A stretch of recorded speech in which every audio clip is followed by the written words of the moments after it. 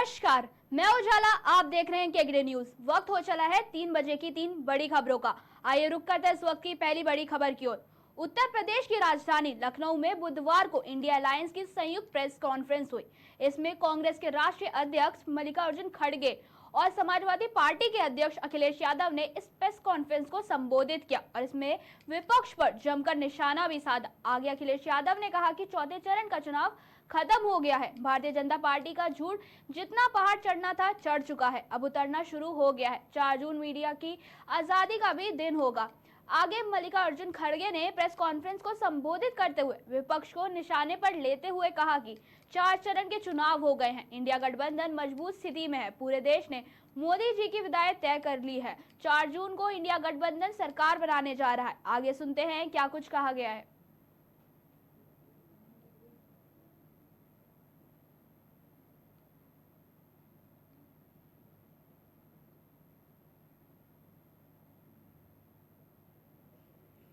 Bharatiya Janata party का झूठ जितना पहाड़ चढ़ना था पहाड़ चढ़ चुका है, चोटी से अब उतरना शुरू हो गया है, अब लुढ़कना शुरू हो गया है। उनका काउंटडाउन के साथ साथ माउंटेन डाउन भी शुरू हो गया है। मैं अपने प्रेस के साथियों को भी 4 जून के जो सुनहरा समय आने वाला है उसके लिए बधाई दूंगा कि उस दिन फ्रीडम ऑफ प्रेस का दिन भी होगा। जन समर्थन इंडिया गठबंधन के लिए जनता में दिखाई दे रहा है। आने वाले समय में 140 करोड़ की जनता भारतीय जनता पार्टी को 140 सीटों के लिए भी तरसा देगी। भारतीय जनता पार्टी का रथ फंस नहीं गया है, धंस गया है और इसीलिए उनकी भाषा बदली है। जो उन्हें अपने काम पर वोट मांगना था वो अपनी भाषणों में भाषा बदल दी है। इसलिए नकारात्मक राजनीति का समय खत्म हो गया है। लोग और देश की जनता बदलाव चाहती है। बुंदेलखंड का इलाका उत्तर प्रदेश का वो है जहां पर सबसे ज्यादा किसानों ने आत्महत्या की। जो जन समर्थन मुझे कल दिखाई दिया है, बुंदेलखंड के लोग भारतीय जनता पार्टी को खंड खंड कर देंगे। वहां पर कोई भी खाता खुलने वाला भारतीय जनता पार्टी का नहीं है। और मैंने कई बार कहा, फिर कहता हूं प्रेस के सामने, इंडिया गठबंधन उत्तर प्रदेश में 79 सीटें जीत रहा है और क्यूटो में लड़ाई में है। ये सरकार नौकरी नहीं देना चाहती। नौकरी खोने से नौजवानों का 1/3 जीवन बर्बाद हो गया। कई मौकों पर कहा मैंने, वो गणित बताया कि अगर एक परिवार के 3 सदस्य इस सरकार से नाराज हैं, जो बेटा या बेटी परीक्षा लिखने गई थी और उसके केवल मां बाप को हम जोड़ दें, 3 गुणा 60 लाख बनता है 1,80,00,000 और 1,80,00,000 अगर हम भाग दे दें 80 लोकसभाओं से, तो हर लोकसभा में 2,25,000 वोट कम भारतीय जनता पार्टी का हो गया। इसकी भरपाई कहां है? इसलिए पूरा सफाया होने जा रहा है। किसान, नौजवान, व्यापारी, हर वर्ग के लोग भारतीय जनता पार्टी की जो पुरानी कहानी है सुन सुन करके थक गए हैं। इनके जो घिसे पिटे डायलॉग है उनको भी कोई नहीं सुनना चाहता। इसलिए इस बार परिवर्तन होना तय है। इंडिया गठबंधन सबसे ज्यादा सीटें उत्तर प्रदेश में भी और देश में जीतने जा रहा है। यहाँ लोकतंत्र को खतरा है। ये लोकतंत्र के पीछे तो पड़े ही हैं, हमारी आपके जान के पीछे भी पड़े थे। अब ये कहते हैं कि हम वैक्सीन वापस ले लेंगे। जो शरीर में हमारे वैक्सीन चली गई, अब बताओ उस शरीर से कैसे वापस लेंगे? और लोकतंत्र तो खत्म करना ही चाहते हैं। संविधान ने जो अधिकार, न्याय और जो हमारे लिए रास्ता चुना था उसको भी खत्म करना चाहते हैं। उससे पहले हमने आपने देखा है कि हर इंस्टीट्यूशन को इन्होंने खत्म कर दिया। हर इंस्टीट्यूशन को ये खत्म कर रहे हैं। इंस्टीट्यूशन का खत्म होना ही हमारे आपका बाबा साहब भीमराव अम्बेडकर जी का दिया हुआ संविधान को खत्म करने का रास्ता है। इसलिए देश की जनता लोकतंत्र को भी बचाएगी और भारतीय जनता पार्टी को इस बार हारने का काम करेगी। 4 चरण के चुनाव पूरा हो चुके हैं। इंडिया गठबंधन मजबूत स्थिति में है।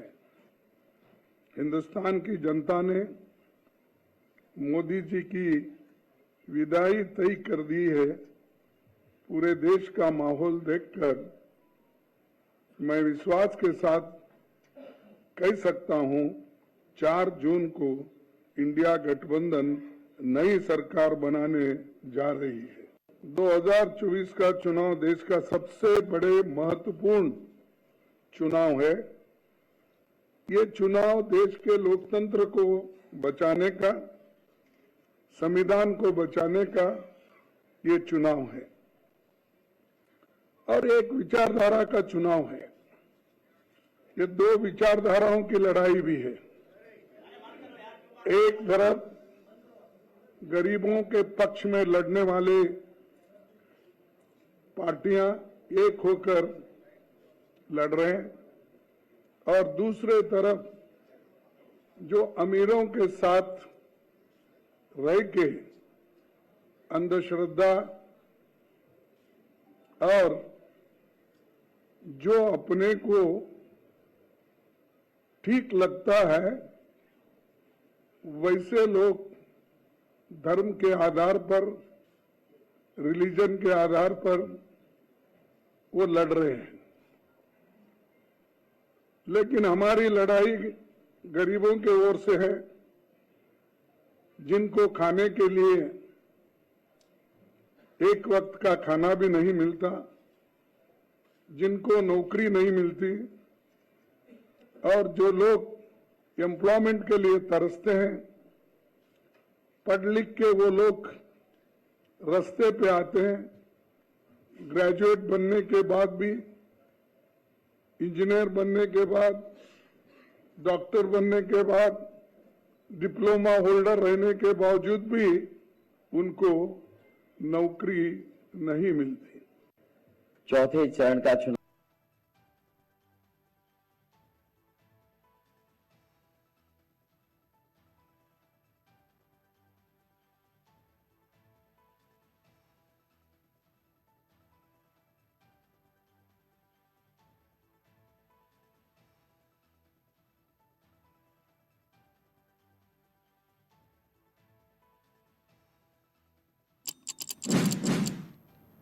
आइए रुक करते इस वक्त की दूसरी बड़ी खबर की ओर। उत्तर प्रदेश के मुख्यमंत्री योगी आदित्यनाथ ने कहा कि लोकसभा चुनाव 2024 का चौथा चरण का कहाव संपन्न हो चुका है। पूरे देश के अंदर मोदी जी की जो लहर है वो अभी सुनामी बन करके लोगों के सामने आ चुकी है। आगे योगी आदित्यनाथ ने विपक्ष पर हमला बोलते हुए कहा कि कांग्रेस के अध्यक्ष मल्लिकार्जुन खड़गे को सच बोलने की आदत डाल लेनी चाहिए। उत्तर प्रदेश में कांग्रेस का वैसे भी सफाया हो गया है। कांग्रेस हो या समाजवादी पार्टी, इन्होंने हमेशा बंटवारे की राजनीति की है। कांग्रेस का इतिहास है कि देश को पहले बांटा, फिर जाति, मत और मजहब के आधार पर बांटा, क्षेत्र और भाषा के आधार पर बांटा। आज फिर ये उसी प्रकार के विभाजन की राजनीति करना चाहते हैं। झूठ बोलकर गुमराह करने की राजनीति करना चाहते हैं। आगे सुनते हैं ये खास रिपोर्ट।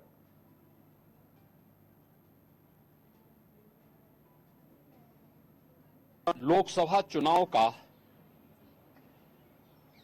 4 चरण संपन्न हो चुके हैं। पूरे देश के अंदर मोदी जी की जो लहर है वह एक सुनामी बनकर के सामने आ चुकी है। कांग्रेस नेतृत्व का इंडी गठबंधन पूरी तरह इसकी हवा निकल चुकी है। इनकी नकारात्मक राजनीति को जनता ने पूरी तरह खारिज किया है। मुझे आश्चर्य होता है कि कांग्रेस के अध्यक्ष मल्लिकार्जुन खड़गे जी, उनको सच बोलने की आदत डालनी चाहिए। यूपी में तो कांग्रेस का वैसे भी सफाया है, बूढ़ी नहीं खुलने वाली इनकी। और कांग्रेस हो या समाजवादी पार्टी, जिन लोगों ने हमेशा बंटवारे की राजनीति की हो, कांग्रेस का तो इतिहास है, देश को पहले बांटा, फिर जाति, मत और मजहब के आधार पर पूरे देश को बांटा, क्षेत्र और भाषा के आधार पर बांटा। आज फिर उसी प्रकार की विभाजन की राजनीति ये लोग करके देश की पुण्य क्षति करना चाहते हैं।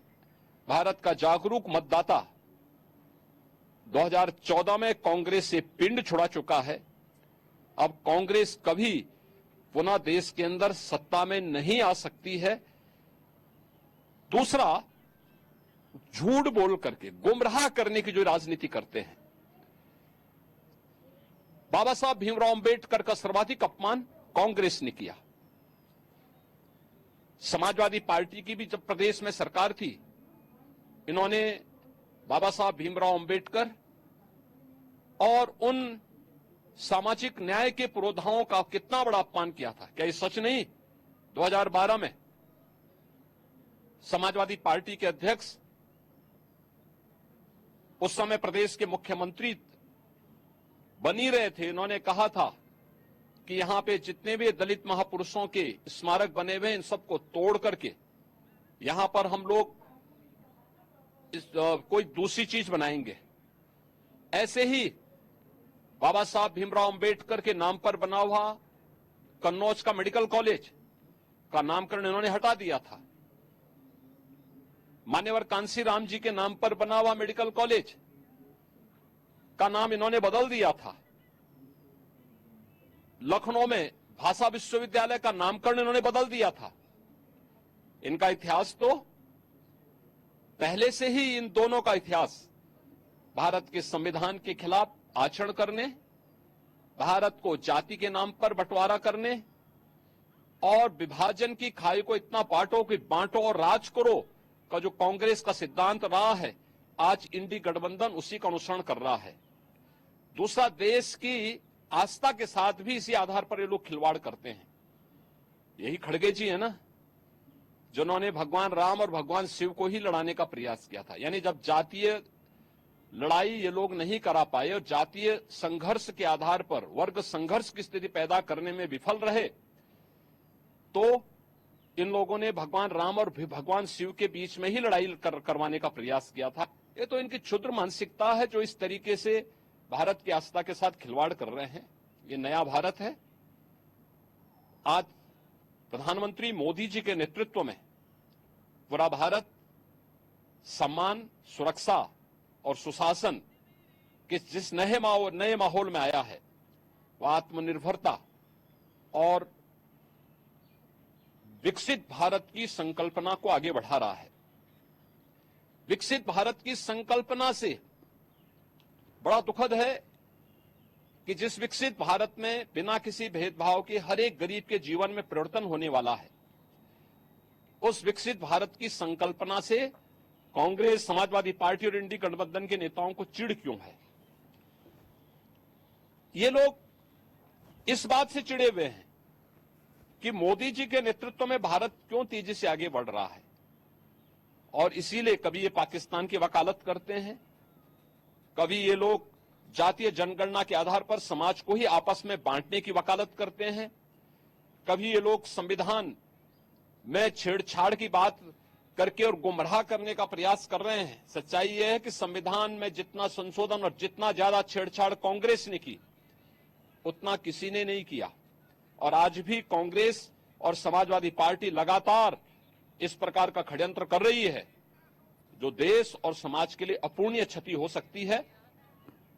देश का जागरूक मतदाता कांग्रेस और इंडी गठबंधन से जुड़े हुए जितने भी दल हैं जो आज अनुसूचित जाति, जनजाति और पिछड़ी जाति के आरक्षण के अधिकार पर सेंध लगाना चाहते हैं, इनको पूरी तरह 4 चरणों में खारिज कर चुका है। आने वाले चरणों में भी जो शेष 3 चरण हैं, इनमें यूपी के अंदर भी और देश के अंदर भी जनता जनार्दन पूरी तरह खारिज करेगी, क्योंकि अगर कांग्रेस नेतृत्व का इंडी गठबंधन आएगा तो ये राम विरोधी है, ये भारत की आस्था का विरोधी गठबंधन है, यह देश में अनुसूचित जाति, जनजाति और पिछड़ी जाति को मिलने वाले आरक्षण के लोग विरोधी हैं। ये लगातार इस प्रकार का षड्यंत्र कर रहेंगे। जो यूपीए सरकार ने पहले ही रंगनाथ मिश्रा और जस्टिस सच्चर कमेटी गठित करके ओबीसी और SC/ST के आरक्षण में सेंध लगाने का प्रयास किया था, ये शरारत फिर से करेंगे और आम जनता को भी उनकी खुशहाली देखने की बजाय ये लोग संपत्ति का सर्वे करा करके आम जनता को भी तबाह करके विरासत टैक्स के नाम पर औरंगजेब का जजिया कर लगाने का प्रयास करेंगे। औरंगजेब की आत्मा घुस चुकी है इंडी गठबंधन के अंदर।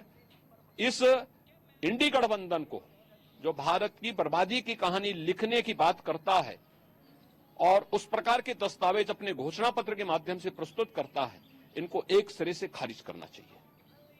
आज कोई लाभ, इसका कोई फर्क पड़ेगा नहीं? देखो, कोई फर्क नहीं है। इनको जनता पहले भी खारिज कर चुकी है। उत्तर प्रदेश में कांग्रेस हो या समाजवादी पार्टी, 2014, 2017, 2019, 2022 इन सभी चुनावों में मोदी जी के नेतृत्व में जनता जनार्दन ने मोदी जी को अपना पूरा समर्थन दिया, अपना आशीर्वाद दिया। 2024 में पूरे भारत में एक ही लहर है और वह है फिर एक बार मोदी सरकार का, अब की बार 400 पार का, और जो राम को लाए हैं हम उनको लाएंगे। इस संकल्प के साथ जनता जनार्दन कमर कस करके मोदी जी के साथ में है और मोदी जी को पुनः देश की सत्ता सौंप करके भारत को विकसित भारत बना करके भारत को दुनिया की एक बड़ी ताकत के रूप में स्थापित करेगा। लोकसभा चुनाव का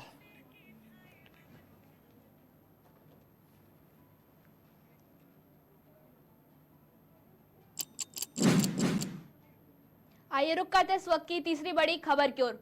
लोकसभा चुनाव के 4 चरणों का मतदान हो चुका है और अब 20 मई को 5वें चरण के लिए 8 राज्यों की 39 सीटों पर वोट डाले जाएंगे। इन सीटों पर चुनाव प्रचार चरम पर है और राजनीतिक बयानबाजी भी खूब हो रही है और इसी क्रम में राहुल गांधी भी लगातार रैलियां कर रहे हैं। और बता दें कि राहुल गांधी उड़ीसा पहुंचे और यहां पहुंचकर उन्होंने सरकार पर जमकर निशाना साधा है। पीएम मोदी पर निशाना साधते हुए उन्होंने कहा कि नरेंद्र मोदी ने देश के अरबपतियों का 16 लाख करोड़ रुपए माफ किया है। इन्होंने 24 साल के मनरेगा का पैसा 22 लोगों को दे दिया, लेकिन आम जनता को कुछ नहीं दिया। वहीं राहुल गांधी ने यह भी कहा कि मोदी सरकार ने किसानों का कर्ज माफ नहीं किया और छात्रों का लोन माफ भी नहीं किया। छोटे व्यापारियों को तो लोन ही नहीं दिया और आज आम जनता पर बहुत बोझ है क्योंकि मोदी सरकार ने कभी अपनी रक्षा नहीं की। उन्होंने कहा कि देश में 90% लोगों को कहीं भी भागीदारी नहीं है। टीवी पर मीडिया वाले अंबानी की शादी दिखाएंगे, पीएम मोदी का वीडियो दिखाएंगे, लेकिन किसान, मजदूर और बेरोजगार युवा की आवाज कभी नहीं दिखाएंगे क्योंकि मीडिया के मालिकों की लिस्ट में आपको दलित, आदिवासी या पिछड़ा वर्ग का कहीं भी एक व्यक्ति नहीं मिलेगा। आगे सुनते हैं ये खास रिपोर्ट। भाइयों और बहनों, बीजेपी के बड़े बड़े नेताओं ने बयान दिया कि अगर हम जीतेंगे हम रिजर्वेशन को खत्म कर देंगे। जो अंबेडकर जी ने, गांधी जी ने, जवाहरलाल नेहरू जी ने दलितों को, आदिवासियों को, पिछड़ों को रिजर्वेशन का औजार दिया था, हथियार दिया था, उस हथियार को, उस औजार को भी ये छीनना चाहते हैं। पूरे पब्लिक सेक्टर को इन्होंने पूंजीपतियों को बेच दिया। सारा का सारा काम इन्होंने 22 अरबपतियों के लिए किया। भाइयों और बहनों, 16 लाख करोड़ रुपए इन्होंने 22 लोगों का कर्जा माफ किया है। 16 लाख करोड़ रुपए मतलब अगर आप 24 साल का मनरेगा का पैसा, 24 साल का मनरेगा का पैसा इन्होंने 22 लोगों को दिया है। आप सोचिए, जनता को कुछ नहीं दिया, किसान का कर्जा माफ नहीं किया, स्टूडेंट्स का लोन माफ नहीं किया, छोटे व्यापारियों को लोन दिया ही नहीं, माफ करना छोड़ो, और सबसे अमीर लोगों का 16 लाख करोड़ रुपया मतलब 24 साल का मनरेगा का पैसा इन्होंने माफ कर दिया। भाइयों और बहनों, आपको कोने में बैठा दिया है। आप पर इतना बोझ है हिंदुस्तान के गरीब जनता के कंधों पर किसानों के कंधों पर रखा होगा जहां भी आप जाते हो, चाबी घर से बाहर निकलते हो, बोझ उठा के चलते हो, खुला होगा ये अस्पताल जाते हो, बोझ उठा के जाते हो, बच्चों को स्कूल भेजते हो, शायद ही होगा वैसे मुश्किल होती है। शायद ही होगा मोस्टली क्यों? क्योंकि सरकार आपकी रक्षा नहीं करती। 22-25 लोगों के लिए काम करती है। भाइयों और बहनों, आपको कोने में बैठा दिया है। आप पर इतना बोझ है, हिंदुस्तान के गरीब जनता के कंधों पर, किसानों के कंधों पर। जहां भी आप जाते हो, घर से बाहर निकलते हो, बोझ उठा के चलते हो, अस्पताल जाते हो, बोझ उठा के जाते हो, बच्चों को स्कूल भेजते हो, मुश्किल होती है। क्यों? क्योंकि सरकार आपकी रक्षा नहीं करती। 22-25 लोगों के लिए काम करती है। मुझे मालूम नहीं कि यह बात आपको मालूम या नहीं। हिंदुस्तान में 50%, तकरीबन 50% पिछड़े वर्ग के लोग हैं। 15% दलित वर्ग के लोग हैं। 8% आदिवासी, 15% माइनॉरिटी, 5% गरीब जनरल कास्ट, 90% से ज्यादा ये लोग हैं। मगर देश में इनकी कहीं भी भागीदारी नहीं है।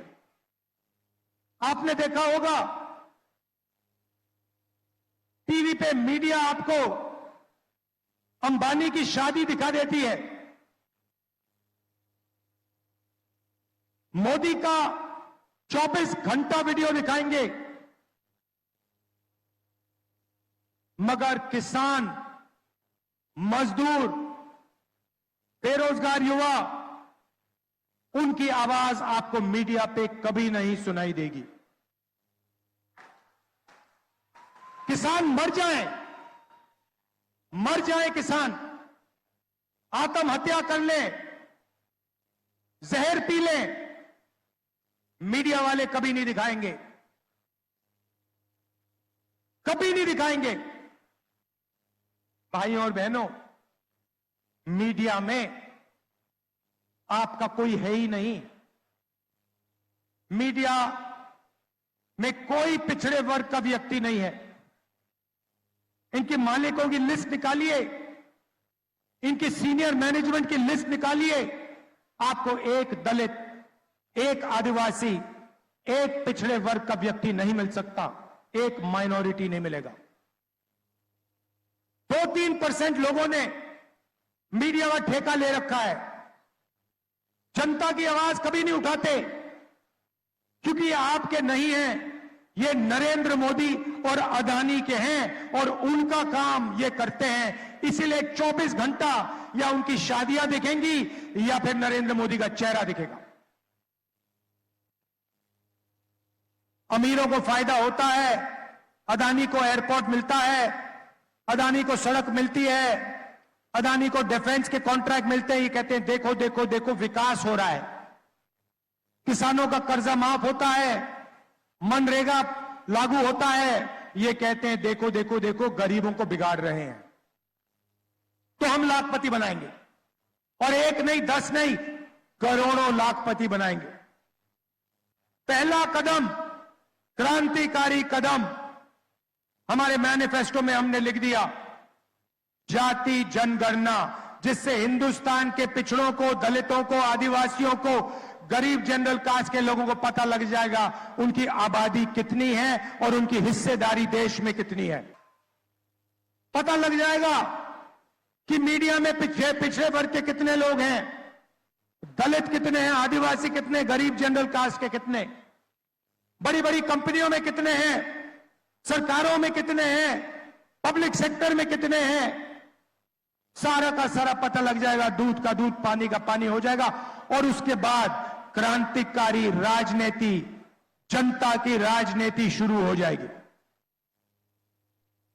भाइयों और बहनों, जाति जनगणना के बारे में मीडिया में कभी नहीं बोलेंगे, क्योंकि ये गरीबों का हथियार है, ये पिछड़ों का, दलितों का, आदिवासियों का हथियार है, ये राजनीति को बदलने का हथियार है। इसलिए अदानी की मीडिया में, मोदी की मीडिया में आपको कभी नहीं दिखाएंगे। भाइयों और बहनों,